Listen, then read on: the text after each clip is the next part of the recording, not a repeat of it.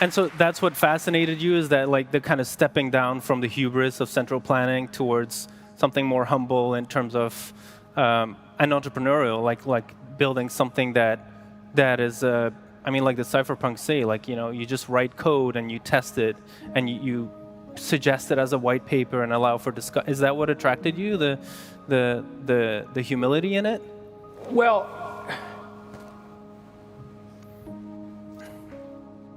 curiosity, first of all.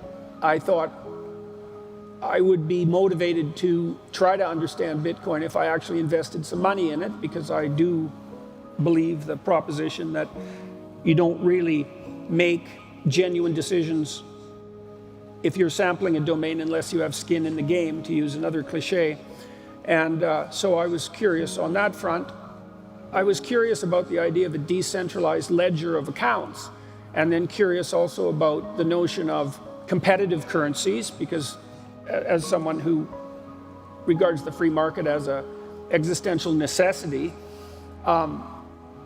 the idea that alternative currencies might be produced that could give the fiat currencies a run for their money, so to speak, that seemed to me to be attractive. And then I was also attracted by the revolutionary element of the idea, which makes it not humble in some sense, which is one of the things that worries me, because it looks to me like if the Bitcoin theorists are correct, and Bitcoin does take priority over the other cryptocurrencies, which, you know, we don't know if that's the case, but it could be, that could take the monetary system permanently out of the hands of the political establishment, of the political system. Yeah, so that's not humble, but it's also, as a social scientist, that also worries me, because, you know, when you do something complex, you think this is the problem with the central planning mentality.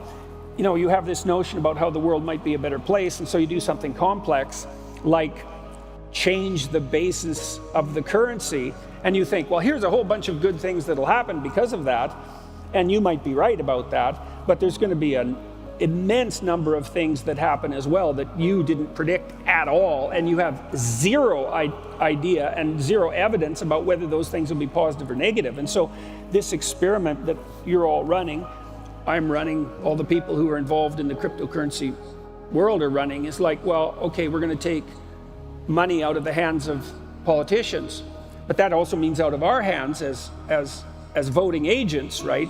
Because it's not just politicians, that's you guys too. We have no idea what would happen if money per se was actually decentralized.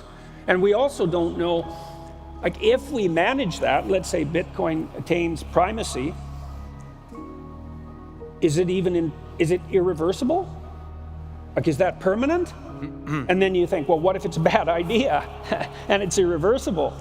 I'm not saying it is, you know, and I'm not even saying I'm necessarily pessimistic about it, but the probability that you invent something extremely powerful and it only does the things you think it will do and all those things are good, it's like, no, that never happens. So I appreciate the words of caution. I think, you know, sometimes in our enthusiasm, it can be easy to lose track of that we do need to heed caution for, you know, what might happen. If not in the long run, then at least in the short run, like, we're rattling some cages and you know, who knows what that's going to bring about. That's for sure.